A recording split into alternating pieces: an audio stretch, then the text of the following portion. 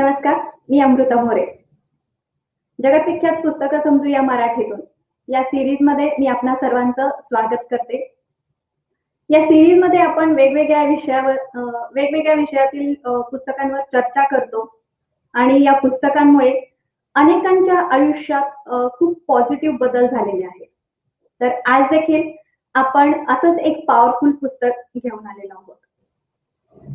तर आजचे हे पुस्तक घेण्याआधी मी तुम्हाला एक प्रश्न विचारू इच्छिते. तुम्हाला कधी असं जाणवलंय का की पैसा आहे, प्रतिष्ठा आहे, संपत्ती आहे, पण तरीही आनंदी जीवन जगू शकत नाही?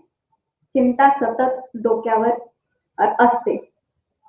जर असं असेल आणि तुम्हाला जर आनंदी जीवन जगायचं उपाय पाहिजे असतील, ते जाणून घ्यायचे असतील, तर आजचे हे बुक सिरीज तुमच्यासाठीच आहे. हे बुक समरी तुम्ही पूर्ण पहा. तर आज या पुस्तकाची समरी प्रेझेंट करण्यासाठी आपल्यातली ऑनलाईन स्वराज्य सारथी, ज्या महिलांच्या सेकंड इनिंग मध्ये त्यांना आनंदी राहण्यासाठी मदत करतात, अशा आपल्या सर्वांच्या लाडक्या सुनीताताई आपल्यासोबत आज इथे आहेत. मी सुनीताताईंना प्लॅटफॉर्मवर आमंत्रित करते. सुनीताताई, वेलकम. आपल्या या प्लॅटफॉर्मवर मनापासून स्वागत आहे. नमस्कार अमृता आणि ऑनलाईन स्वराज्यमधील सगळ्या पाहणाऱ्या प्रेक्षकांना माझा नमस्कार. Welcome Uchita. Welcome Gautam sir. प्रेक्षक जॉईन होत आहेत. सुनीताताई, जस्ट मिनिट, मी वेलकम करते सगळ्यांना. वेलकम अस्मिताताई. Welcome Mangesh sir. Welcome Sanjay sir. Welcome अस्मिताताई.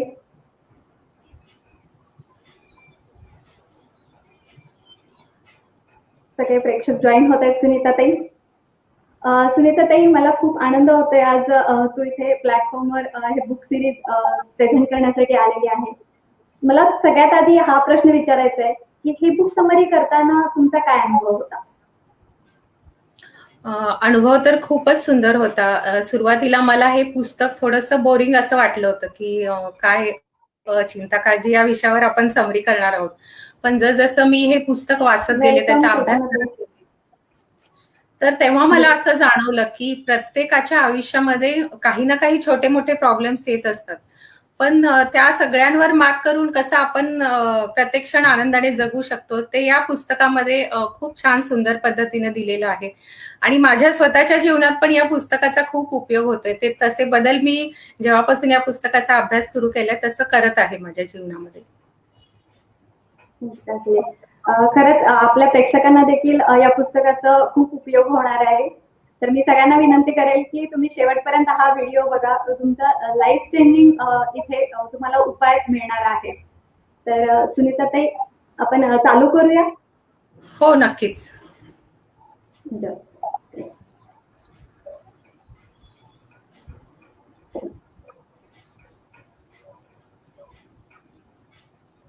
सुनीताताई, आधी मला या लेखकाबद्दल जाणून घ्यायला नक्कीच आवडेल. नक्कीच अमृता, या पुस्तकाचे लेखक आहेत डेल कार्नेगी. त्यांनी या प्रकारची बरीच पुस्तकं लिहिलेली आहेत आणि त्यांचं प्रत्येक पुस्तक हे स्वानुभव आणि प्रयोगातून सिद्ध झालेलं पुस्तक आहे की असंच पुस्तक लिहिलंय असं झालेलं नाहीये ऍक्च्युअली. आणि ते स्वतः या सगळ्या प्रोसेसमधून गेलेले आहेत. चिंता, काळजी आणि ते डिप्रेशन मध्ये होते, त्या सगळ्या प्रोसेसमधून गेल्यानंतर ते एका नाईट कॉलेजमध्ये प्रोफेसर होते. तेव्हा त्यांच्या हे लक्षात आलं आणि त्या नाईट कॉलेजमध्ये प्रौढ लोकांना ते शिकवायचे. तेव्हा त्यांच्या त्या शाळेमध्ये, त्या कॉलेजमध्ये अनेक क्षेत्रातली लोक होती. कुणी बिझनेसमन होतं, कुणी सेल्समन होतं, त्याच्यामध्ये काही स्त्रिया पण होत्या. तर त्या सगळ्यांचा एक कॉमन जो प्रॉब्लेम होता तो म्हणजे चिंता आणि टेन्शन. तर लेखकाला असं वाटलं की या गोष्टीवर काहीतरी पुस्तक लिहिण्याची गरज आहे असं त्यांना वाटलं. मग ते न्यूयॉर्कच्या लायब्ररीमध्ये गेले आणि तिथं गेल्यानंतर त्यांनी पाहिलं की या विषयावर लिहिलेली फक्त बोटावर मोजण्या इतकी पुस्तकं होती. आणि साधारणतः जीव जंतू किडे यावर 900च्या वर पुस्तकं लिहिलेली आहेत आणि ही इतकी महत्वाची गोष्ट, यावर फार कमी पुस्तकं होती. त्यामुळे त्यांना असं वाटलं की याच्यावर आपण पुस्तकं लिहावं. मग आहे त्या पुस्तकांचा त्यांनी अभ्यास केला आणि सतत 5 वर्ष त्यांनी आपल्या कॉलेजमधल्या प्रौढ लोकांवर त्याचे ते प्रयोग केले त्यांनी आणि 5 वर्षानंतर त्यांनी हे पुस्तक लिहिलेलं आहे. म्हणजे इतक्या अनुभवांवर आधारित हे पुस्तक लिहिलेलं आहे आणि खूप चांगल्या ट्रिक्स त्यांनी या पुस्तकामध्ये सांगितलेल्या आहेत की आपल्या दैनंदिन जीवनात येणाऱ्या काय अडचणी समस्या असतात आणि त्याच्यावर आपण कशी मात केली पाहिजे. खूपच छान सुनीताताई. नक्कीच आपण पुढच्या स्लाइडला जाऊ आणि ह्या पुस्तकाचा आपल्या प्रेक्षकांना देखील खूप उपयोग होणार आहे, कारण आजकाल आता सध्याची परिस्थिती आपण बघितली तर सगळ्यांना चिंता ही सतावत असते आणि हा खूप महत्वाचा टॉपिक आहे जो सगळ्यांच्या आयुष्यात हा येतच असतो आणि आपल्याला माहितीच आहे, आपण पण छोट्या छोट्या गोष्टींची चिंता करण्यात इतके व्यस्त असतो की आपल्या आयुष्यामध्ये ज्या चांगल्या गोष्टी आहेत त्या चांगल्या गोष्टींकडे आपलं लक्षच जात नाही. फक्त त्या चिंता काय आहेत त्या चिंतेच्या ह्याच्यामध्येच आपलं जास्त आयुष्य जातं आणि आयुष्य हे लिमिटेड आहे, तर ते लिमिटेड आयुष्य आपण आनंदात घालवलं पाहिजे आणि ती गोष्ट सगळ्यांनीच लक्षात घेतली पाहिजे. तर त्यासाठी हे पुस्तक नक्कीच सगळ्यांसाठी खूप महत्वपूर्ण आहे. येस सुनीताताई, ओव्हर टू यू. नक्कीच अमृता. लेखकाने जो पहिला पॉइंट या पुस्तकामध्ये सांगितलेला आहे की भूतकाळ आणि भविष्यकाळ याची चिंता करू नका. जे काही घडून गेले आणि जे काही घडणार आहे त्याची चिंता करू नका आणि वर्तमानातील एक एक क्षण आनंदाने जगा, असं त्यांनी सांगितलेलं आहे. भूतकाळ हा जो असतो तो घडून गेलेला असतो, त्यामध्ये आपल्याला बदल करता येत नाही आणि भविष्यकाळात काय घडणार आहे हे आपल्याला माहिती नसतं. त्यामुळे आपल्याकडे काय राहतं तो वर्तमान. तर त्या वर्तमानातल्या क्षणांकडे जर आपण पाहिलं तर आणि वर्तमानातले आपले जर प्रॉब्लेम सोडवले तर आपलं भविष्यकाळ हा उज्ज्वलच असणार आहे. त्यासाठी त्यांनी विल्यम ऑसलर नावाच्या व्यक्तीचं उदाहरण दिलेलं आहे की विल्यम ऑसलर हा एका मेडिकल कॉलेजचा स्टुडंट होता आणि तो स्टुडंट होता तेव्हा त्याला खूप अशी चिंता काळजी सतत टेन्शन असायचं की मी या एक्झाम मध्ये पास होईन की नाही, किंवा माझं भविष्य काय असेल, की मला पेपर कसा जाईल. छोट्या छोट्या गोष्टींची तो काळजी करायचा. पण त्याला पुस्तक वाचनाचं वेड होतं. एके दिवशी पुस्तक वाचताना त्याला आता मी जे सांगितलं की भूतकाळ आणि भविष्यकाळाची चिंता करू नका, वर्तमान काळ हा तुमच्या हातात आहे आणि त्याचा उपयोग करून तुमचा भविष्यकाळ तुम्ही ठरवू शकता, असं त्या पुस्तकामध्ये लिहिलेलं होतं. आणि त्या वाक्याचा त्याच्या आयुष्यावर इतका परिणाम झाला की पुढे जाऊन तो जॉन हॉपकिन्स इन्स्टिट्यूट त्यांनी स्थापन केली आणि ऑक्सफर्ड युनिव्हर्सिटीमध्ये तो प्रोफेसर झाला. म्हणजे हा नियम किती महत्वाचा आहे की आपल्या रोजच्या जीवनामध्ये, की साधी गोष्ट आहे की आपल्याला हे माहिती असतं तरी सुद्धा आपण हे करत नाही की भूतकाळाची चिंता करू नका, भविष्यकाळाची चिंता करू नका, सध्या वर्तमानातला प्रत्येक क्षण आपण आनंदाने जगला पाहिजे, असं त्याने सांगितलेलं आहे. एक्झॅक्टली, कारण आपण असंच करतो सुनीताताई, तुम्ही देखील अनुभव घेतला असेल. हे भूतकाळात ज्या गोष्टी घडून गेल्या आहेत तर त्याचा जास्त विचार केला जातो किंवा भविष्यकाळात जे घडणार आहे त्या गोष्टींचा विचार करून आपण जे सध्या वर्तमानात काय चालू आहे त्या गोष्टींकडे कमी लक्ष जातं आपलं आणि त्यामुळे काय होतं, आपण प्रेझेंट मोमेंट आहे तो एन्जॉय करत नाही. एकतर आपण भूतकाळात असतो किंवा मग भविष्यकाळात असतो. पण जर भूतकाळात आपण राहिलो तर भूतकाळात ज्या घडून गेलेल्या घटना आहेत त्या आपण जाऊन चेंज नाही करू शकत.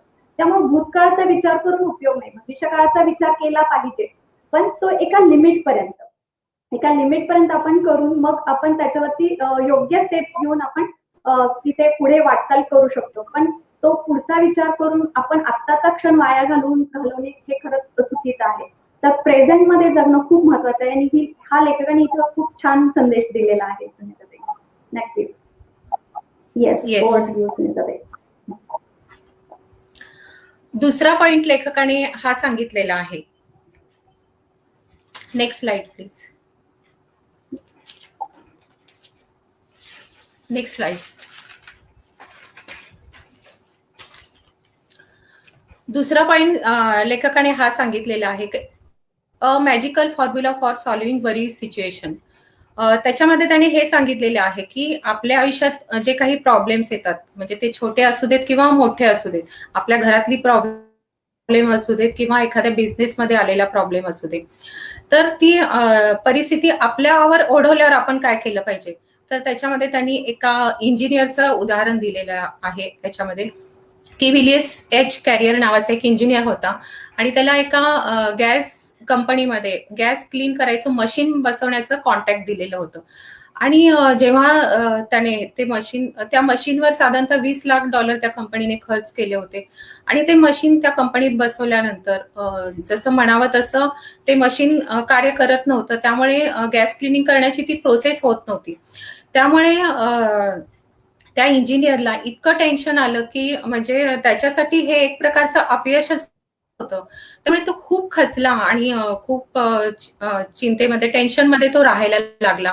आणि नंतर काही दिवसांनी त्याच्या असं लक्षात आलं की म्हणजे त्याला जेवण सुद्धा जाईना, त्याला झोप सुद्धा येईना, म्हणजे अगदी त्याचं जीवन दुष्कर असं झालं होतं. त्यावेळेस त्याने काही दिवसांनी असा विचार केला की काळजी करत बसण्यात काही अर्थ नाही, की यातून आपल्याला काहीतरी करून बाहेर पडलंच पाहिजे. मग तेव्हा त्याने हा 3 स्टेप मॅजिकल फॉर्म्युला शोधून काढला, की तुमच्यावर जर एखादी परिस्थिती जर ओढवलेली असेल तर त्यातून जास्तीत जास्त वाईट काय घडू शकतं याचा विचार करा. मग त्याने विचार केला की आपल्या बाबतीत काय वाईट घडू शकतं, की आपलं मार्केटमध्ये नाव खराब होईल आणि कदाचित आपल्याला इथून पुढं कोणतं कॉन्टॅक्ट मिळणार नाही. ही गोष्ट जास्तीत जास्त घडू शकते, ह्याच्यापेक्षा वाईट काय घडू शकणार आहे. आणि मग असा विचार केल्यानंतर त्याने ती परिस्थिती ऍक्सेप्ट केली.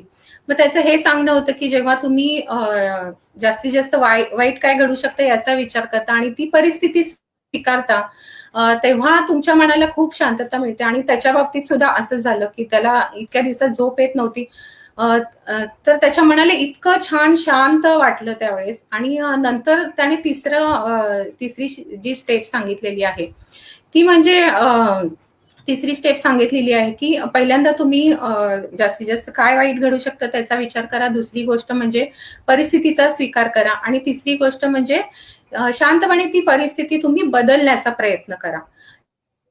जेव्हा आपण ते स्वीकार करतो परिस्थितीचा, तेव्हा आपला मेंदू शांतपणे की त्यातून आपण बाहेर कसं पडायचं याचा विचार करायला लागतो. आणि त्याने तेच केलं. त्याने त्या मशीनमध्ये थोडासा विचार करून रिसर्च केला आणि एक $5,000 डिव्हाइस त्याच्यामध्ये बसवलं आणि कंपनीचे $15,000 त्याने वाचवले असं म्हणता येईल. आणि तो या सिच्युएशन मधून कसं बाहेर पडलं त्याने ह्या 3 स्टेप फॉर्म्युला मधून सांगितलेलं आहे.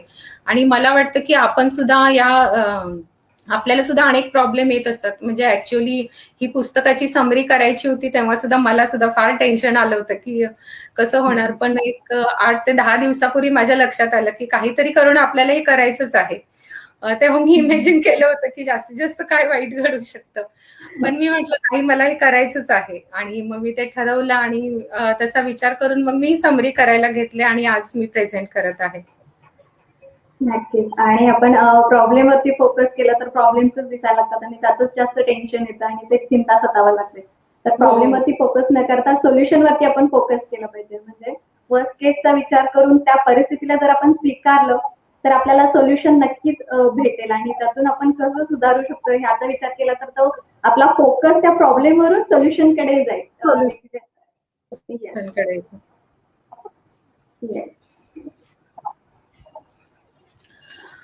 तिसरी गोष्ट लेखकाने ही सांगितलेली आहे की चिंतेमुळे काय घडू शकतं.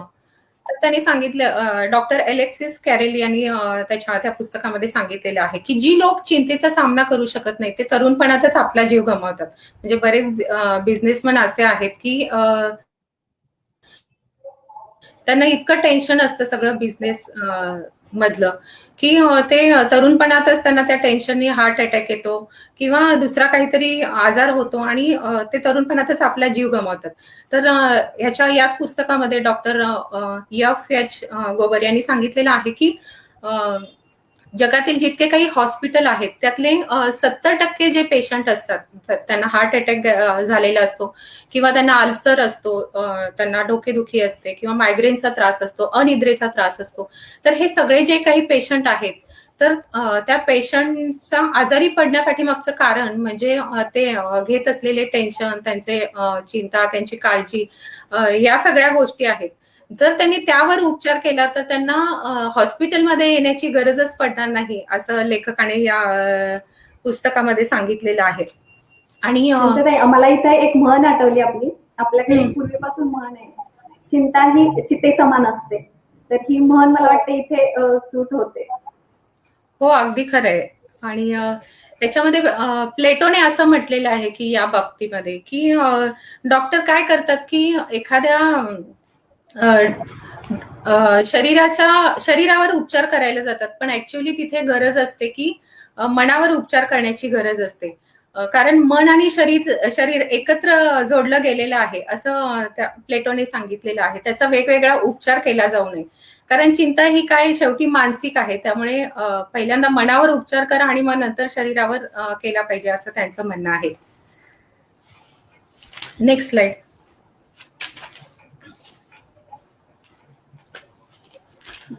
पुढे लेखकाने सांगितलेले आहे की basic techniques in analysing worry. मग त्यात त्यांनी सांगितले how to analyse and solve worry problem. त्याने 4 प्रश्न दिलेली आहेत आणि त्या 4 प्रश्नांची उत्तरं जर आपण दिली तर आपण कोणत्याही समस्येतून बाहेर पडू शकतो असं लेखकाचं म्हणणं आहे. एकच मिनिट सुनीताताई, मी प्रेक्षकांना विचारू इच्छिते की तुम्ही ह्या 4 टेक्निक्स जाणून घ्यायला एक्सायटेड आहात का? जर एक्सायटेड असाल तर कमेंटमध्ये ई टाईप करा.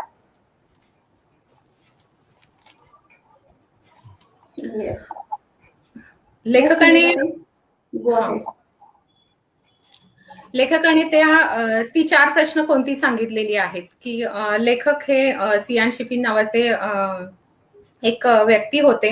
न्यूयॉर्क प्रकाशन संस्थेचे ते मालक होते. तर त्यांनी ही टेक्निक शोधून काढलेली आहे की जवळपास ते 15 वर्ष त्या इंडस्ट्रीमध्ये काम करत होते आणि एखादी समस्या आल्यानंतर की तो प्रॉब्लेम आल्यानंतर ते मीटिंग घ्यायचे किंवा चर्चासत्र घ्यायचे आणि त्याच्यामध्ये इतका प्रचंड वेळ जायचा, म्हणजे चर्चा खूप वेळ 2-4 तास चालायच्या आणि त्यातून निष्पन्न काय व्हायचं नाही आणि पुन्हा डोक्याला टेन्शन ते असायचंच की ते प्रॉब्लेम अजून सुटलेला नाहीये. तर जवळपास 15 वर्षानंतर त्यांच्या असं लक्षात आलं की याच्यावर आपण काहीतरी उपाय शोधला पाहिजे. मग त्यांनी काय केलं की त्यांनी असा विचार केला, त्यांनी हे 4 प्रश्न लिहून काढले आणि आपल्या सगळ्या कर्मचाऱ्यांकडे पाठवले की त्यातला पहिला जो आहे पहिला जो प्रश्न आहे तो म्हणजे समस्या काय आहे आणि सगळ्यांनी ते समस्या काय आहे ती शोधायची आहे. आणि दुसरा प्रश्न समस्येचं कारण काय आहे आणि ते कारण त्यांनी लिहून काढायचे आणि ही समस्या आपण किती प्रकारे सोडवू शकतो, त्याला किती वेगवेगळ्या प्रकारे आपण ती सॉल्व्ह करू शकतो आणि त्यातलं सगळ्यात जे बेस्ट सोल्युशन आहे ते सोल्युशन वापरायचं आणि तो प्रॉब्लेम सोडवायचा. आणि हे जर 4 प्रश्न सोडून जर तो प्रॉब्लेम सुटला नाही तर तुम्ही माझ्याकडे या असं त्यांनी आपल्या कर्मचाऱ्यांना सांगून ठेवलं होतं. आणि नंतर असं व्हायला लागलं की फार कमी कर्मचारी त्यांच्याकडे प्रॉब्लेमसाठी यायचे, कारण त्यांचा प्रॉब्लेम तिथल्या तिथे सुटून जायचा आणि त्यांचा जो प्रचंड वेळ जो जात होता त्या सगळं सोडवण्यापाठीमागे वेळ जात होता आणि जे टेन्शन यायचं ते सुद्धा कमी झालेलं आहे असं लेखकांनी सांगितलेलं आहे. आणि ही सुद्धा टेक्निक आपण आपल्या बिझनेसमध्ये वापरू शकतो किंवा आपल्या दैनंदिन जीवनामध्ये जे काही आपल्याला खूप मोठा असा प्रॉब्लेम आहे असं जाणवत असतं तिथेही हे वापरू शकतो. नक्कीच. मी प्रेक्षकांना सांगेन या 4 टेक्निक्स खरंच खूप महत्वाच्या आहेत. तर तुम्ही प्लीज नोट डाऊन करून घेतला तर तुम्हाला याचा नक्कीच फायदा होईल आणि ह्या तुम्ही तुमच्या आयुष्यात वापरून बघा, खरंच तुम्हाला रिझल्ट दिसतील. पुढची जी गोष्ट लेखकाने सांगितलेली आहे की चिंतेमधून काळजीमधून जर तुम्हाला बाहेर यायचं असेल तर नेहमी तुम्ही व्यस्त राहा, स्वतःला व्यस्त ठेवा. चिंतित व्यक्तीला सतत कामामध्ये आपल्या स्वतःला व्यस्त ठेवलं पाहिजे, तरच ती त्यातून बाहेर पडेल, नाही तर ती डिप्रेशनमध्ये जाईल. तर ह्याच्यामध्ये लेखकाने असं सांगितलं होतं की एक व्यक्ती होती, त्या व्यक्तीची 5 वर्षाची मुलगी ही मरण पावली. तेव्हा त्याला अतिशय प्रचंड दुःख झालं. तो त्या दुःखातून सावरला गेला. परंतु नंतर असं झालं की त्याची नंतर झालेली आणखी 10 महिन्याची मुलगी मरण पावली आणि ते मरण पावल्यानंतर तो अक्षरशः डिप्रेशनमध्ये गेला की सतत तो चिंता आणि काळजीमध्ये राहायचा. त्याला कळायचं नाही की आपण काय करावं आणि काय नाही. नंतर त्याचा आणखी एक मुलगा होता, तो त्याच्याकडे आला आणि त्याचं काहीतरी खेळणं बिघडलं होतं आणि त्याला रिक्वेस्ट केली की माझं हे खेळणं तुम्ही दुरुस्त करून द्या. आणि तो त्याने त्याला ते दुरुस्त करून दिलं. पण हे करता करता त्याचे 3 तास त्याच्यामध्ये गेले. तर 3 तासामध्ये त्याला अजिबात म्हणजे बाकी कसला विचारच त्याच्या डोक्यात आला नाही. तेव्हा त्याला असं रिअलाइज झालं की आपण जर स्वतःला कशामध्ये तरी व्यस्त ठेवलं तर आपण या सिच्युएशन मधून बाहेर पडू शकतो. मग त्याने घरातील सगळीकडे सगळ्या रूम मध्ये त्याने ज्या ज्या गोष्टी बिघडल्या आहेत त्या सगळ्या वस्तूंची यादी केली. जवळपास 150 ते 200 वस्तूंची यादी केली आणि ते दुरुस्त करायला त्याने घेतली. तर त्यातून त्यांना असं सांगायचे की तुम्ही स्वतःला कशामध्ये तर गुंतवून जर घेतलं तर चिंता आणि काळजी तुमच्या आसपास देखील फिरकणार नाही. त्यात त्याने विन्स्टन चर्चिल यांचं पण उदाहरण सांगितलं होतं की सेकंड वर्ल्ड वॉर मध्ये ते जवळपास 16 ते 18 तास काम करायचे. तर त्यांना असं विचारलं होतं की तुम्हाला याचं टेन्शन येत नाही का? तर त्यांनी असं सांगितलं होतं की मला म्हणजे चिंता करायला वेळच नाहीये, कारण मी माझ्या कामामध्ये इतका व्यस्त असतो. तर आपल्या दैनंदिन जीवनामध्ये सुद्धा जर आपल्याला काही काळजी असेल, चिंता असेल किंवा एखादी दुःखद घटना घडून गेली असेल, त्यातून आपल्याला बाहेर पडायचं असेल तर आपण व्यस्त राहिलं पाहिजे असं मला वाटतं. अमृता, तुला काय वाटतं? एक्झॅक्टली सुनीताताई, खरंच आहे. आणि मला इथं आठवते, कोरोनाच्या काळामध्ये आपण एवढे व्यस्त होतो की आपल्याला या बाकी बाहेरच्या लोकांना ज्या चिंता होत्या किंवा जी काळजी होती कोरोनामुळे, टेन्शन होतं, बरेच लोक डिप्रेशन मध्ये देखील गेलेले. इवन माझ्या कुठल्याही मैत्रिणीचा फोन आला तरी ते त्या चिंतेमध्येच असायच्या. आणि ते मला विचारायचे की तुला असं कधी जाणवत नाही का असं. पण आपल्याला तो विचार करायला वेळच नव्हता, कारण आपण आपल्या कामामध्ये आपल्याला ज्या आवडतात त्या गोष्टींमध्ये आपण एवढे व्यस्त होतो. आपल्याला पॉडकास्ट करायचे होते, ब्लॉग्स लिहायचे होते, व्हिडिओ करायचे होते, बाकीच्या गोष्टी होत्या. तर या सगळ्या गोष्टींमध्ये आपण ऑनलाईन स्वराज्य सारखी सगळेच बिझी होते. तर त्यामुळे आपल्याला या सगळ्या चिंता कधी सतावल्याच नाही. तर हे खरंच आपण याचा चांगला अनुभव घेतला. तर चिंतेमधून दूर राहायचं असेल तर आपण व्यस्त राहिलं पाहिजे. इव्हन एखाद्या वेळेला जर चिंता वाटली आपल्याला, कधी कधी असं होतं की चिंता खूप सतावत असते, तर त्या अशा वेळी आपण गार्डन मध्ये जाऊन फिरून यायचं किंवा कुठेतरी आपण स्वतःला दुसऱ्या ठिकाणी आपण स्वतःला व्यस्त करायचं, जेणेकरून त्या परिस्थितीतून आपण, त्या सिच्युएशन मधून आपण थोडंसं वेगळ्या वातावरणात गेल्यामुळे आपलं माइंड फ्रेश होतं आणि मग नवीन गोष्टींमध्ये थोडंसं इंटरेस्ट येतो. त्या चिंतेपासून आपण थोडंसं दुरावलं जातो. तर या गोष्टी नक्कीच करायला हव्यात. किंवा आपल्या एखाद्या चांगल्या फ्रेंडला फोन करून आपण त्याच्याशी बोलू शकतो. तर अशा गोष्टी, छोट्या छोट्या गोष्टी केल्या तर नक्कीच आपल्याला त्या चिंतेपासून थोड्या वेळासाठी का असेना रिलीफ मिळतो आणि थोडं मन प्रसन्न होतं. हो, नक्कीच. आपण गेले वर्षभर म्हणजे वर्ष कसं गेलं आपल्याला समजलं नाही. जवळपास फेब्रुवारी मार्च पासून जो कोरोना सुरू झाला की त्यामध्ये आपल्यापर्यंत त्याची झळ अजिबात पोहोचली नाही की कोरोना कधी आला कधी गेला आपल्याला समजलंच नाही.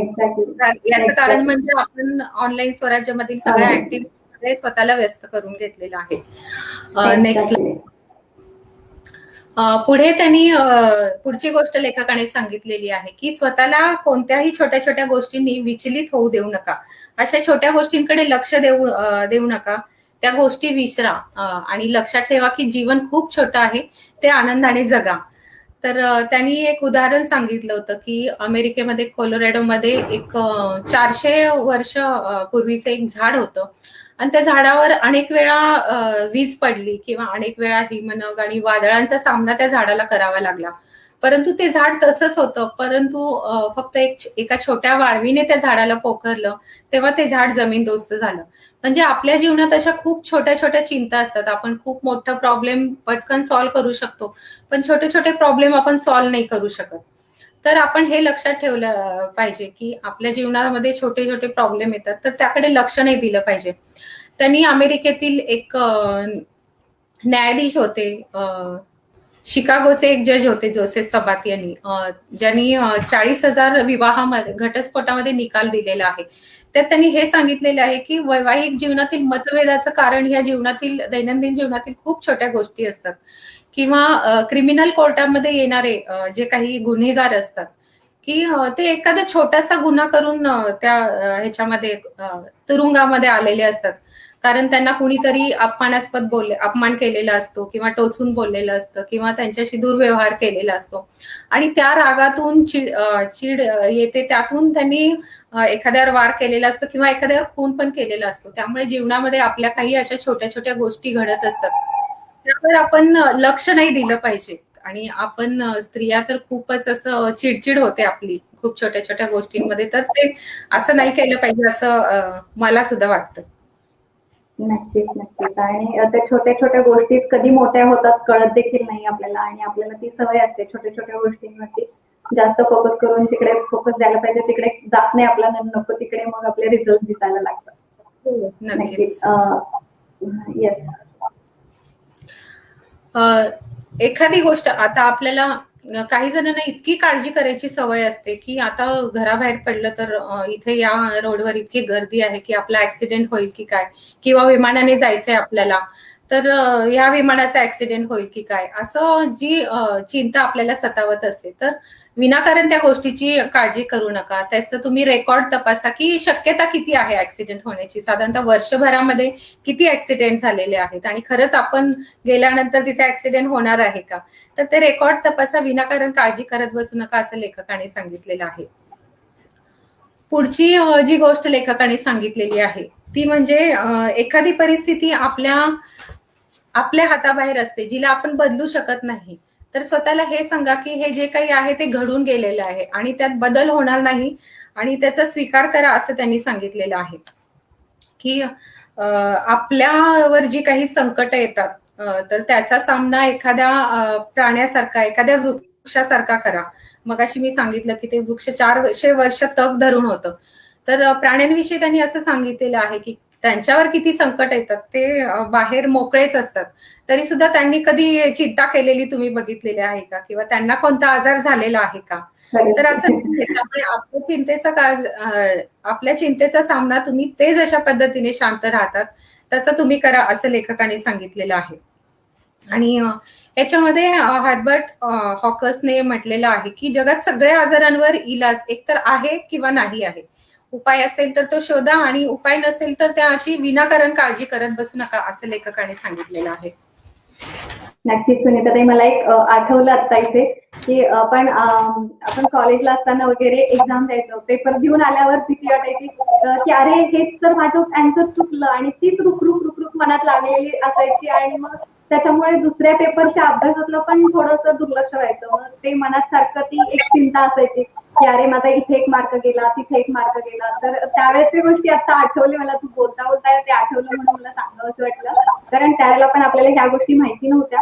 पण अशा छोट्या छोट्या गोष्टी आपण रेग्युलरली करत असतो, म्हणजे कॉलेजला असो किंवा आपण शाळेत असो, तर तेव्हा देखील या गोष्टी आपल्यासोबत घडत असतात की आपण त्या छोट्या छोट्या गोष्टी, घडून गेलेल्या गोष्टींचा आपण विचार करत बसतो. पण तो एकदा पेपर दिला, आपण सबमिट केला की त्याच्यामध्ये काही चेंज करू शकत नाही, पण तरीही त्याचा आपण विचार करत बसायचो. तर या गोष्टी आपण आधी पूर्वी पण केलेल्या आहेत. मला वाटते आपल्या प्रेक्षकांना देखील याचा अनुभव नक्कीच असेल. नक्कीच. आणि पुढची गोष्ट लेखकाने ही सांगितलेली आहे की तुमच्या चिंतेवर तुम्ही स्टॉप लॉस ऑर्डर लावा. हा निर्णय घ्या की कोणत्या गोष्टीवर आपण किती चिंता केली पाहिजे, आणि थोड्या वेळानंतर त्या गोष्टीवर चिंता करणं बंद करा आणि जे काही घडून गेले त्याची चिंता करू नका असं लेखकाने सांगितलेलं आहे. स्टॉप लॉस ऑर्डर लावा म्हणजे काय, तर लेखकाने शेअर्स खरेदी केलेले होते $50 आणि त्याच्यावर त्याने $45 पर्यंत त्याचा भाव आल्यानंतर ती विक्री करायचं, त्याची विक्री स्टॉप लॉस ऑर्डर लावली होती. म्हणजे $45 पर्यंत त्याचा भाव खाली आल्यानंतर त्याची विक्री आपोआप होते आणि $5 आपलं नुकसान होतं. तर नंतर त्याच्या लक्षात आलं की ही गोष्ट आपल्या दैनंदिन जीवनात पण लागू होते की आपण कोणत्या गोष्टीवर किती चिंता केली पाहिजे. तर त्यांनी त्याच्या स्वतःचं एक उदाहरण दिलेलं आहे की तो आणि त्याचा मित्र लंचला एकत्र भेटायचे आणि लंचचा वेळ साधारणतः 30 ते 40 मिनिटाचा असायचा आणि त्यात तो मित्र खूप उशिरा यायचा, 20-25 मिनिटांनी यायचा आणि मग यांची ती चिडचिड व्हायची. तेव्हा त्यांनी ठरवलं आणि त्याला सांगितलं, हे बघ मी फक्त तुझी 10 मिनिटं वाट पाहीन, त्यानंतर मी थांबणार नाही तुझ्यासाठी. तर असं आपल्याला सुद्धा आपल्या जीवनामध्ये ही गोष्ट केलीच पाहिजे की कोणत्या गोष्टीवर किती चिंता करायची हे आपण ठरवलं पाहिजे. जास्त काळ त्यावर आपण रेंगाळत नाही राहिलं पाहिजे. एक्झॅक्टली. पुढची गोष्ट लेखकाने सांगितली की 7 ways to cultivate a mental attitude that will bring you peace and happiness. तर त्याच्यामध्ये लेखकाने हे सांगितलेलं आहे की नेक्स्ट स्लाइड.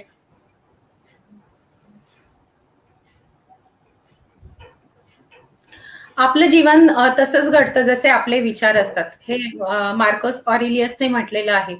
आणि तुम्ही स्वतःला जसे समजता तसे नाही आहात. तुम्ही तसे आहात जसे तुमचे विचार आहेत. हे नॉर्मन विन्सेंट पिन यांनी यांचे विचार या पुस्तकामध्ये लेखकाने लिहिलेले आहेत. आणि हे आपण ऑनलाईन स्वराज्यमध्ये पण सरांकडून शिकलेले आहोत, की आपण जसं विचार करतो तसं आपलं भविष्य घडतं. तर आपले शब्द जसे असतात तशी आपली कृती घडते. आपल्या कृतीतून आपल्या सवयी निर्माण होतात. आपल्या सवयीतून आपलं व्यक्तिमत्व घडतं आणि आपल्या व्यक्तिमत्वातून आपलं भविष्य घडतं. त्यामुळे विचार आपले चांगले पाहिजेत. जर चांगले विचार असतील तर आपलं भविष्य नक्कीच चांगलं घडणार आहे. हे लेखकाला यातून सांगायचं आहे. आणि त्याच्यामध्ये लेखकाने एक गोष्ट सांगितलेली आहे की तुम्ही आनंदी जर विचार केला तर तुम्ही आनंदी राहाल. तुम्ही दुःखी विचार केला तर तुम्ही दुःखी राहाल. जर आनंदी तुम्हाला राहायचं असेल, तुम्हाला काही टेन्शन असेल तर एक छोटीशी ट्रिक त्यांनी सांगितलेली आहे.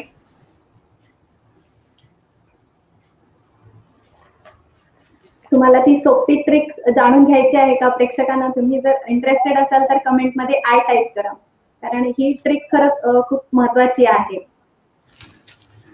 त्यात त्यांनी सांगितलेलं आहे की खूप तुम्ही आता टेन्शनमध्ये आहात, काळजीमध्ये आहात, तर एक गोष्ट करा की चेहऱ्यावर एक छानसं तुम्ही हास्य आणा आणि तुमचे शोल्डर ताठ ठेवा आणि एक दीर्घ श्वास घ्या. दीर्घ श्वास घेतल्यानंतर एक छोटंसं गाणं गुणगुणा. जर गाणं येत नसेल तर कमीत कमी शिट्टी तरी वाजवा. म्हणजे जसं त्या देवानंद एका पिक्चरमध्ये तो म्हणतो, मैं जिंदगी का साथ निभाता चला गया, हर फिक्र को धुएं में उडाता चला गया, असं म्हणतो. तसं एखादं गाणं जर तुम्ही गुणगुणलं तर निश्चितच तुम्हाला मनातून म्हणजे आनंद होईल. म्हणजे तुम्ही जे काही टेन्शन असेल ते विसरून जाल, असं लेखकाने सांगितलेलं आहे. आणि आनंद दुःख या दोन्ही गोष्टी एकत्र कधी राहू शकत नाहीत. त्यामुळे प्रेक्षकांना सांगेल की तुम्हाला देखील एकच मिनिट सुरू जाईल. प्रेक्षकांना सांगेल तुम्हाला देखील जर गाणं गुणगुणायची इच्छा होत असेल, एखादी लाईन तुम्ही ते टाईप करू शकता कमेंटमध्ये आणि बिनधास्त गाऊ शकता, कारण तोच एक मोमेंट असतो तो आपण स्वतःसाठी देतो आणि आनंद साजरा करतो तिथे. येस सुनीताताई, ओव्हर. येस. पुढची जी गोष्ट लेखकाने सांगितलेली आहे की तुम्ही कुणाचाही बदला घेऊ नका. म्हणजे जेव्हा आपण एखाद्याशी शत्रुत्व घेतो तेव्हा आपल्या मनामध्ये ती द्वेषाची भावना निर्माण होते आणि हे करताना आपण आपल्या स्वतःचं नुकसान करून घेत असतो. जेव्हा आपण दुसऱ्यांबद्दल द्वेषाची भावना मनात ठेवतो तेव्हा आपल्या मनात जे काही सकारात्मक विचार असतात ते दबले जातात आणि ती निगेटिव्हिटी आपल्यामध्ये येते.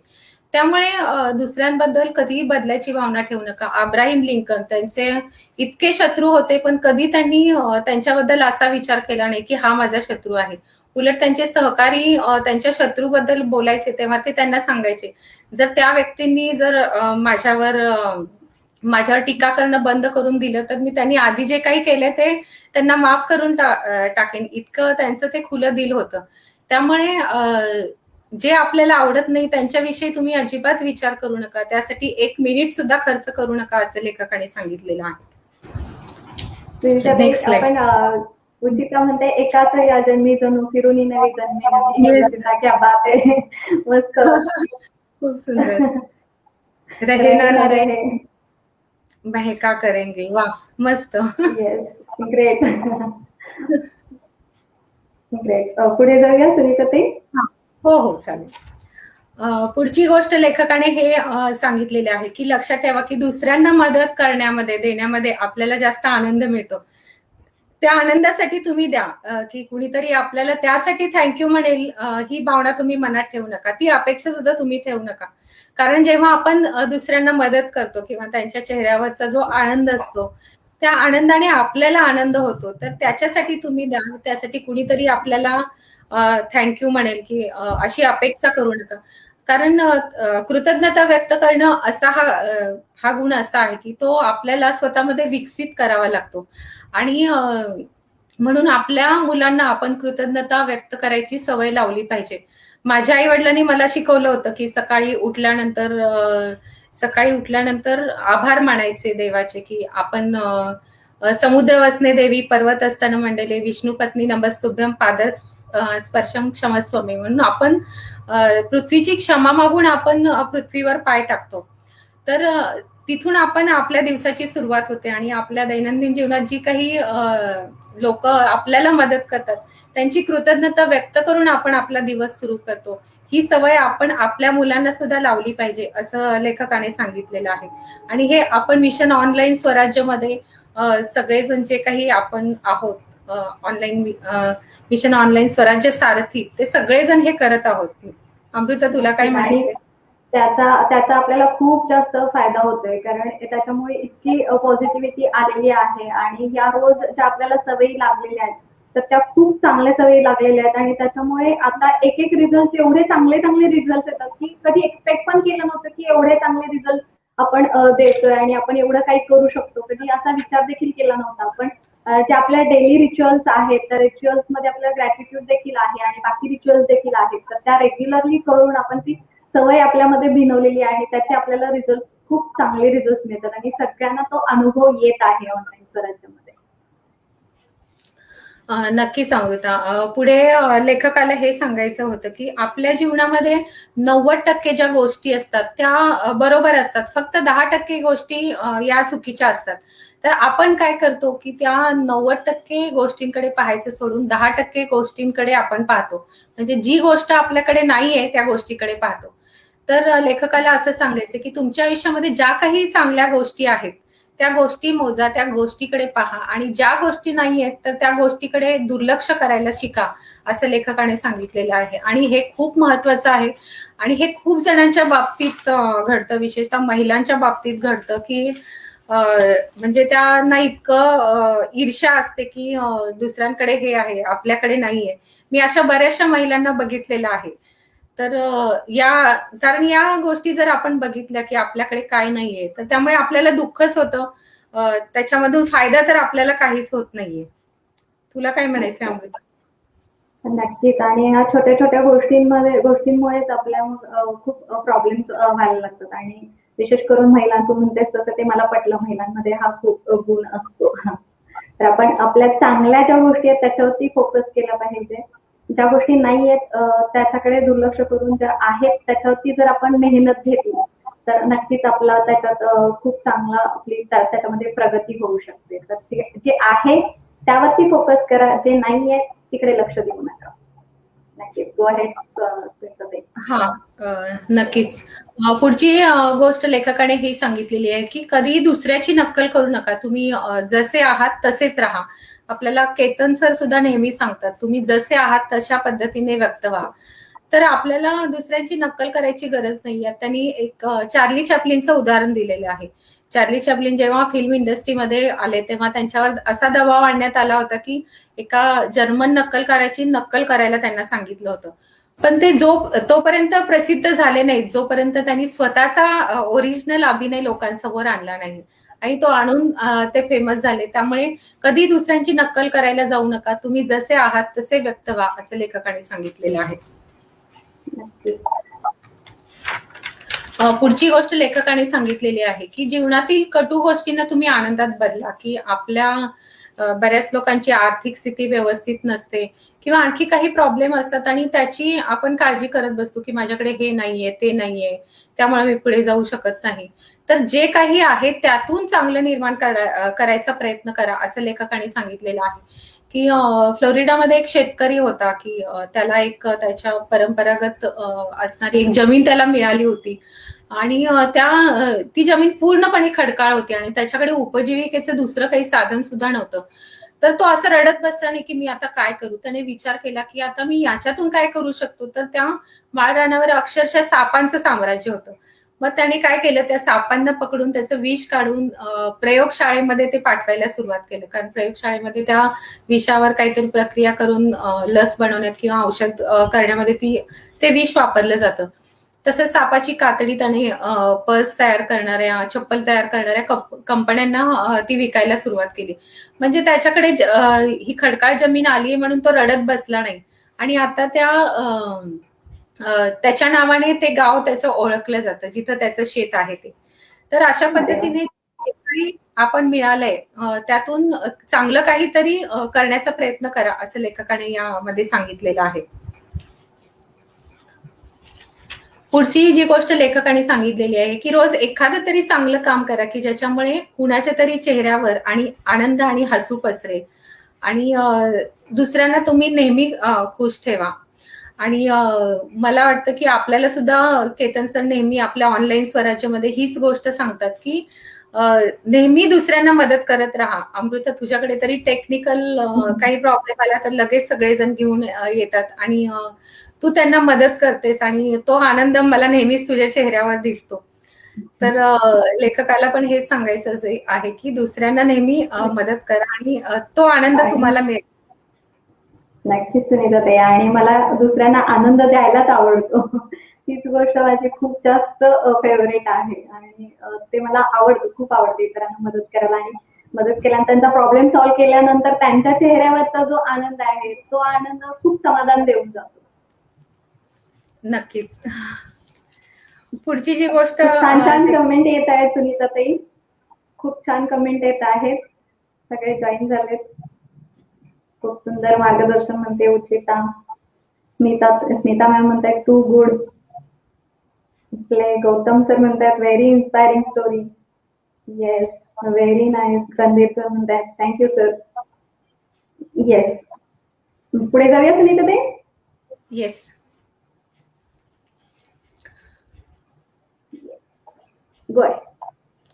पुढे लेखकांनी हे सांगितलेलं की चिंतेवर विजय मिळवण्याचा गोल्डन रूल म्हणजे काय की तुम्ही प्रार्थना करा. आणि ही प्रार्थना तर आपण रोज सकाळी उठल्यानंतर पहिल्यांदा आंघोळ केल्यानंतर देवाची प्रार्थना करूनच आपण आपल्या दैनंदिन जीवनाला सुरुवात करतो. तर महात्मा गांधींनी असं म्हटलेलं आहे की प्रार्थनेविना मी कधीच वेडा झालो असतो. कारण त्यांच्या जीवनामध्ये तरी इतके सारे प्रसंग, अपमानास्पद प्रसंगांना त्यांना तोंड द्यावं लागलं. तर त्यामधून ते बाहेर पडले ते त्या प्रार्थनेमुळेच. तर त्या प्रार्थनेमध्ये इतकी शक्ती असते, त्यामुळे मनाला एक शांती मिळते. त्यामुळे त्यांनी सांगितलेलं आहे जर तुम्ही कोणत्या टेन्शन मध्ये असाल तर पहिल्यांदा प्रार्थनेचा आधार घ्या. आणि त्या पुस्तकामध्ये इम्युनल कॅन्ट यांनी सांगितलेलं आहे की आपल्याला परमेश्वरावर विश्वास ठेवलाच पाहिजे, कारण आपल्याला अशा विश्वासाची गरज आहे, असं त्यांचं म्हणणं आहे. अमृता, तुला काय म्हणायचं याबद्दल? येस, नक्कीच सुनीताताई. आणि मला आठवते आपल्याकडे ही परंपरा आहे पूर्वीपासून. आम्हाला देखील घरी हेच आम्हाला सांगितले, संस्कार दिले की सकाळी उठल्या उठल्या पहिला प्रार्थना करायची आणि मगच आपण आपल्या कामाला लागायचं. तर ती सवय लागलेली आहे आणि त्याचा खरंच आपल्या आयुष्यावर खूप चांगला परिणाम झालेला आहे. आणि अजून देखील मी सांगते की जर कोणी करत नसेल तर ते करून बघा, त्याचा अनुभव घ्या. खूप सुंदर अनुभव आहे आणि आपण परमेश्वरावर विश्वास ठेवलाच पाहिजे. या युनिव्हर्समध्ये एक पॉवरफुल शक्ती आहे. तर त्या शक्तीवरती जेव्हा आपण विश्वास ठेवतो आणि त्या गोष्टी करतो तर त्याचे रिझल्ट, खूप चांगले रिझल्ट मिळतात आपल्याला. आणि मी तर म्हणेन सुनीताताई, ही परंपरा आपण पुढे पण चालू ठेवली पाहिजे. म्हणजे आपण आपल्या मुलांना देखील हे संस्कार दिले पाहिजे. कुठे हे म्हणजे इथेच हे ब्रेक व्हायला नको की आपल्या आई वडिलांनी आपल्याला दिलं आणि मग ते तिथेच ब्रेक झालं, असं नको व्हायला. तर आपण देखील जबाबदारीपूर्ण आपल्या मुलांना देखील हे सगळे संस्कार दिले पाहिजेत, जेणेकरून त्याचा देखील त्यांना पुढे फायदा होईल आणि आपल्याला एक उत्तम पिढी नवीन निर्माण करता येईल.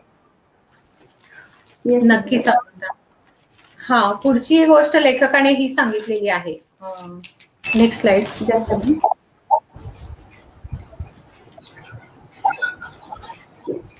लेखकाने हे सांगितलेलं आहे की जितकी काही व्यक्ती प्रसिद्ध होत जाते तितकी त्याच्यावर टीका करणारे लोक भरपूर असतात. एखादा सेलिब्रिटी असतो तो जितका प्रसिद्ध असतो तितकेच त्याचे टीकाकार सुद्धा असतात. आपण साधं अमिताभ बच्चनचं जरी उदाहरण घेतलं तरी किती सगळ्या बाजूंनी प्रचंड टीका त्यांच्यावर होते.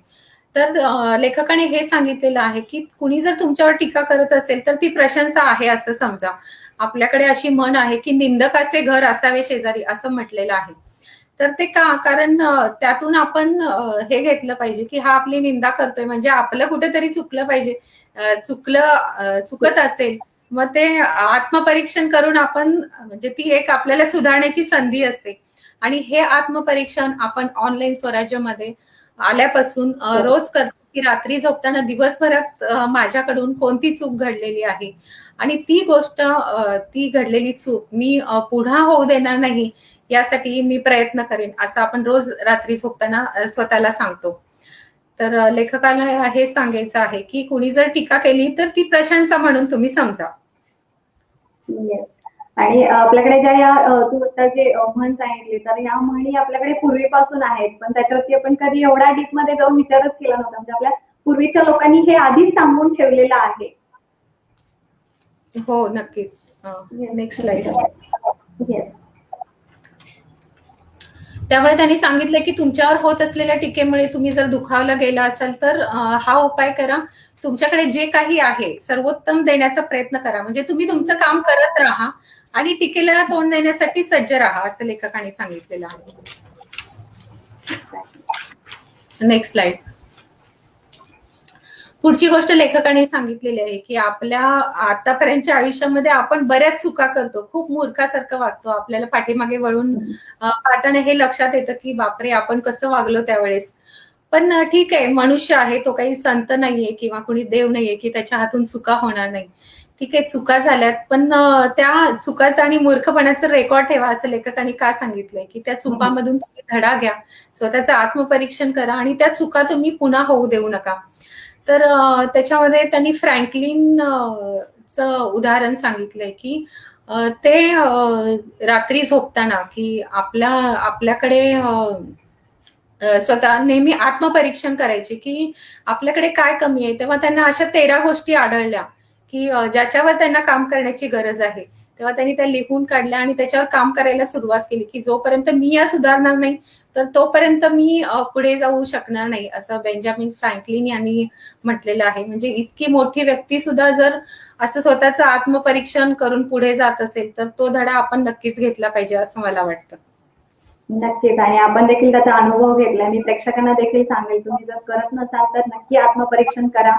कारण आपल्या चुका असतात, कधी कधी ह्या चुकून अशा होऊन जातात, ते लक्षात येत नाही. पण ते आपण जर जाणीवपूर्वक लक्ष ठेवून आपण ते बघितलं आणि ते नोट करून ठेवलं. याच्या पुढे जाऊन मी एक गोष्ट सांगेल की आपल्या जेव्हा एखादी ऍक्टिव्हिटी करताना चूक होते, ती लक्षात येते, चूक झाली आपल्याकडून, तर ती कुठेतरी नोट करून ठेवा, जेणेकरून नेक्स्ट टाइम तुम्ही ती ऍक्टिव्हिटी कराल ना, तर तेव्हा तुमच्या लक्षात येईल की मागच्या वेळेला मी ही चूक केलेली, आता मला ही चूक करायची नाही, ही मला चूक सुधारायची आहे.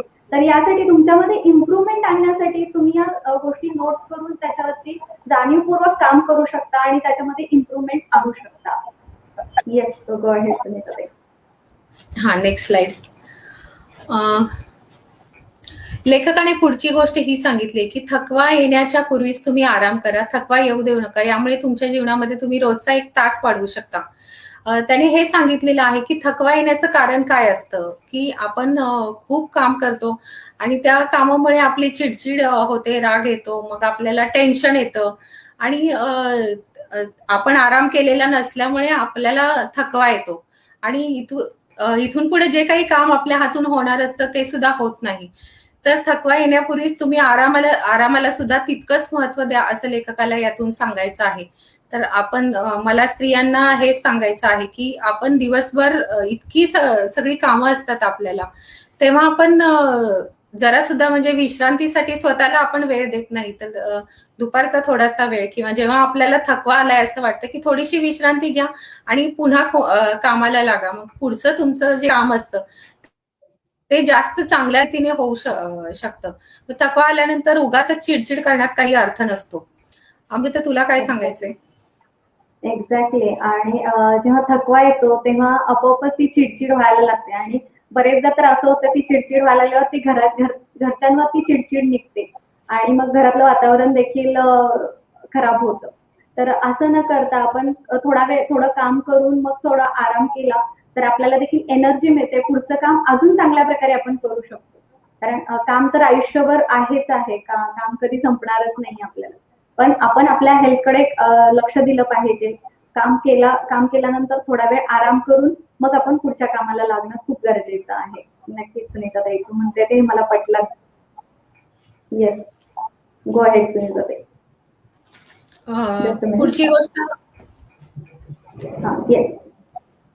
पुढची गोष्ट नेक्स्ट स्लाइड.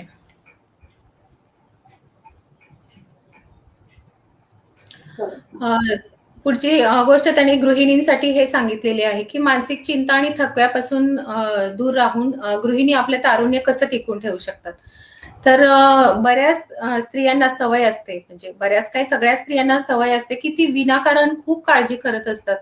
मुलांबद्दल त्यांना काळजी असते, नवऱ्याबद्दल काळजी असते, घरातील वृद्ध व्यक्तींबद्दल काळजी असते आणि सतत त्या काळजी करत असतात. मुलांना डबा दिला, पण मुलाने डबा सुद्धा शाळेमध्ये खाल्ला नाही किंवा त्या कुठे बाहेर गेलेल्या असतात तरी त्यांचं पूर्णपणे लक्ष घरातच असतं. मी तुला सांगते की मी योगाचे क्लास घेते, तर माझ्या मैत्रिणी त्याच्यामध्ये येतात. तर त्या दिवशी वारा सुटला होता, तर त्यांना चिंता या गोष्टीची होती की गॅलरीमध्ये कपडे वाळत घातलेले आहेत आणि ते काढायचे आहेत. म्हणजे खूप छोट्या गोष्टी असतात की त्याची आपण विनाकारण चिंता करत असतो आणि त्याचा परिणाम आपल्या शरीरावर होतो आणि त्यामुळे त्याचा परिणाम आपल्या एकूण चेहऱ्यावर सुद्धा दिसून येतो. तर हे असं करू नका असं लेखकांनी सांगितलेलं आहे आणि लेखकांना जेव्हा त्यांच्या प्रौढ वर्गामध्ये या सगळ्या स्त्रिया होत्या, त्यांच्यामधून त्याने हे ऑब्झर्व केलेलं होतं. मग लेखकाने सांगितलेलं होतं की त्यांच्याकडे एक डॉक्टर होते, तर त्या डॉक्टरांनी या स्त्रियांवर काम केलं होतं आणि त्यांना या विषयासंदर्भात मार्गदर्शन वर्ग त्यांनी सुरू केले होते. त्यात त्यांनी सांगितलं होतं की त्या स्त्रियांना त्यांनी एक डायरी मेंटेन करायला सांगितली होती की तुमच्या ज्या काही भावना आहेत किंवा तुम्हाला एखादा प्रॉब्लेम आहे, दुःख आहे किंवा तुम्हाला कोणत्या गोष्टीची काळजी वाटते, ती तुम्ही त्या डायरीमध्ये लिहून काढा किंवा एखादं प्रेरणादायी कोट असेल किंवा एखादं तुमचं आवडतं गाणं, एखादी प्रार्थना त्या डायरीतली आणि जेव्हा तुम्हाला खूप टेन्शन येतं तेव्हा त्यावेळेस ती डायरी वाचा किंवा तुमचे प्रॉब्लेम तुम्ही तुमच्या मैत्रिणींबद्दल शेअर करा, जी तुम्हाला विश्वासू वाटते. आणि बऱ्याचशा स्त्रिया हे करतातच, पण अलीकडे इतकी व्यस्त जीवनशैली झालेली आहे की कोरोनामुळे आपण बाहेर सुद्धा निघत नाही आहोत. तर ही गोष्ट त्यांनी केली पाहिजे असं त्यांनी सांगितलेलं आहे की शेजाऱ्या पाजाऱ्यांमध्ये तुम्ही मिसळा, त्यांच्याशी गप्पा मारा, त्यांच्याशी संवाद साधा, तर तुम्ही या सगळ्या गोष्टीतून बाहेर पडू शकता असं लेखकांनी सांगितलेलं आहे. अमृता, तुला काय सांगायचं याविषयी? आणि हे तुम्ही म्हणताय हे मला पटलं सुनीताताई. लेडीज तर आपण बोलून त्या भावना व्यक्त करतो, पण बरेचदा जेंट्सच्या बाबतीत हे गोष्ट होत नाही. जेंट्स बरेचदा व्यक्त होत नाही. तर मी तर म्हणेन की व्यक्त व्हायला शिकलं पाहिजे. तर व्यक्त झालं तर आपण त्या थोड्या तिथून त्या चिंतेमधून आपण थोडं रिलॅक्स होतो आणि भावना आपल्या मोकळ्या केल्या पाहिजेत, भावनांना वाट करून दिली पाहिजे. नक्कीच तू म्हणते हे पटलं सुनीताताई. मी प्रेक्षकांना एकच सांगेन, तुम्हाला आतापर्यंतचा हा जो समरीचा एक्सप्लेनेशन आहे ते कसं वाटलं नक्की सांगा. तुम्ही जर अजूनपर्यंत लाईक केलं नसेल तर लाईक करा किंवा लवचं सिम्बॉल द्या, कमेंट करा. नक्कीच त्यामुळे आम्हाला देखील अजून पुढे जाण्यासाठी प्रेरणा मिळत राहील. सुनीताताई आपल्याला खूप चांगल्या चांगल्या टिप्स देत आहेत आणि ज्या आपल्याला डेली यूज मध्ये खूप उपयोगी पडणार आहेत डेली लाईफ मध्ये, आणि हे सगळ्यांनाच उपयोगी होणार आहे. तर लाईक केलं नसेल तर नक्की लाईक करा, लवचं सिम्बॉल द्या, तुम्हाला जे योग्य वाटते ते. येस सुनीताताई, गो अहेड. नक्कीच. पुढची ज्याने गोष्ट सांगितलेली आहे की चिंता आणि थकवा दूर करण्याच्या 4 उपयोगी त्यांनी सवयी सांगितलेल्या आहेत. त्यातली पहिली जी सवय आहे ती म्हणजे तुम्ही एखादं काम करायला तुमच्या टेबलावर बसता तेव्हा तुम्हाला आज जे काम करायचं आणि जे महत्वाचं आहे तीच कागदपत्र फक्त टेबलावर ठेवा, त्याच गोष्टी ठेवा. इतर बाकी जो काही कागदपत्र आहे टेबलावरची ती हटवून टाका असं त्यांनी सांगितलेलं आहे. दुसरी गोष्ट लेखकाने सांगितलेली आहे की त्या तुमच्या जी काही कामं आहेत आज दिवसभरात करायची, तर त्याचा एक क्रम लावा. म्हणजे महत्वाचं काम आधी आणि कमी महत्वाचं नंतर, असा जर क्रम तुम्ही लावला तर तुम्हाला त्या कामाचं टेन्शन येणार नाही. तिसरी गोष्ट लेखकाने सांगितलेली आहे की जर तुमच्या समोर एखादी समस्या आली तर तुम्ही जर ती ताबडतोब सोडवण्यासारखी असेल तर ती ताबडतोब तिथल्या तिथे सोडवा, त्याला उद्यावर ढकलू नका. कारण उद्यावर ढकललं तर आजचं काम आणि उद्याचं काम हे दोन्ही आपल्याला करणं शक्य होत नाही. त्यामुळे चिडचिड येते, मग पुन्हा टेन्शन येतं. त्यामुळं आजचं काम, आजचा जो प्रॉब्लेम आहे तो आजच सोडवण्याचा प्रयत्न करा. आणि चौथी गोष्ट त्यांनी सांगितलेली आहे जी खूप महत्वाची आहे सगळ्यांच्याच बाबतीत, मग ती गृहिणी असू दे किंवा एखादा बिझनेसमॅन असू दे, आपल्यावर जी काही कामं आहेत ती आपण दुसऱ्यांवर दुसरी लोक ती कामं करू शकत असतील तर त्या लोकांवर ती कामं तुम्ही सोपायला शिका. सगळं काम स्वतःच्या अंगावर घेऊन करायला जाऊ नका, त्यामुळे टेन्शन अति वाढतं आणि मग हार्ट अटॅक वगैरे असे प्रॉब्लेम्स बिझनेसमॅनच्या बाबतीमध्ये येतात. आणि गृहिणींचं पण म्हटलं तर तिची चिडचिड होते की तिचा अट्टहास असतो, नाही मी हे पण करेन ते पण करेन, सगळं काही मलाच करायचं आणि तिला असं हवं असतं की तिला तिच्या मनासारखं झालेलं हवं असतं. पण त्यामुळे तुमची चिडचिड होते हे तिच्या लक्षात येत नाहीये. त्यामुळे तिने ती कामं सोपवायला सोपवली पाहिजेत सगळ्यांकडे. अमृता, तुला काय वाटतंय? आणि खरंच आहे सुनीताताई, आपण आपल्याला या ऑनलाईन स्वराज्यामध्ये देखील आपण टू डू लिस्ट करतो, तर त्याचा खूप फायदा होतो. ज्या दिवशी आपण टू डू लिस्ट करत नाही त्या दिवशी आपण फरक लगेच जाणवतो की बरेचदा टू डू लिस्ट न केल्यामुळे आपली बरेच कामं पेंडिंग राहतात आणि ती कामं वाढत राहतात. तर जर तुम्ही टू डू लिस्ट करत नसाल तर नक्की टू डू लिस्ट करून बघा, त्याचा अनुभव घ्या. आणि आता ऑनलाईन स्वराज्यामध्ये हे रोज रोज अनुभवतो, याचे अनुभव खूप चांगल्या प्रकारे होतो. आणि दुसरी गोष्ट तुम्ही सांगितलेली जी मला आवडली ती म्हणजे वर्क डेलिगेशन. जनरली लेडीज मध्ये कसं असतं की हे पण मीच करेल ते पण मीच करेल, मग वेळ कमी पडतो, आपल्याला खूप गोष्टी करायच्या असतात आणि महिलांवर ती जबाबदारी जास्त असते. तर सगळ्याच गोष्टी आपण एकटीने करायच्या म्हटलं तर त्या होत नाहीत. तर त्या केसमध्ये आपण वर्क डेलिगेशन शिकलं पाहिजे. आपल्या घरी कोणी आपल्याला मदतनीस असेल तर मदतनीस, नसेल तर घ्या मदतनीस. कोणी जर आपले मुलं असतील तर त्यांना थोडी छोटी छोटी कामं करायला शिकवा, वर्क डेलिगेशन करायला शिकवा, जेणेकरून तुमचा लोड थोडा कमी होईल, तुम्ही थोडा रिलॅक्स राहाल आणि तुम्हाला तुमच्या स्वतःवरती वेळ द्यायला वेळ मिळेल तुम्हाला. तर या गोष्टी नक्कीच लेडीजनी अनुभवल्या पाहिजेत आणि त्या करून पाहिल्या पाहिजेत. तुला काय वाटतंय सुनीताताई? हो, नक्कीच. कारण सोपवल्याशिवाय आपलं काम हलकं होणार नाही आणि आपल्याला जे करायचं आहे, मनापासून जे आवडतं, त्या कामासाठी आपल्याला वेळ मिळाला नाही की मग आपली चिडचिड होते. त्यासाठी कामं ही नक्कीच सोपवली पाहिजे दुसऱ्यांवर. पुढची गोष्ट लेखकांनी सांगितली की थकवा, चिंता, राग उत्पन्न करणारी मनस्थिती मिटवण्याचा त्यांनी उपाय सांगितलेला आहे की नेहमी आपल्या शरीराला थोडंसं तुम्ही रिलॅक्स करत जावा. खूप तुम्ही थकलाय किंवा कंपनीतून तुम्ही घरी आलेला आहात नोकरीवरून, किंवा गृहिणी असेल ती काम करून खूप थकली, तर थोडंसं रिलॅक्स करा. म्हणजे आपल्याकडे आपण योगासनामध्ये शेवटी शवासन करतो तशा पद्धतीने, किंवा योग निद्रा, आपलं शरीर पूर्ण रिलॅक्स करा. प्रत्येक शरीराच्या अवयवाकडे लक्ष द्या, तिथले सगळे स्नायू शिथिल करा आणि थोडा वेळ त्या आराम स्थितीमध्ये तुम्ही बसा, तर तुमचा थकवा दूर होईल असं लेखकांनी याच्यामध्ये सांगितलेलं आहे. Next slide. पुढची गोष्ट लेखकांनी सांगितलेली आहे की अनिद्राची चिंता कशी दूर कराल. की आपल्यापैकी बऱ्याच जणांना झोप न येण्याचा प्रॉब्लेम असतो आणि जसं वय वाढत जातं तसं तो प्रॉब्लेम वाढतच जातो.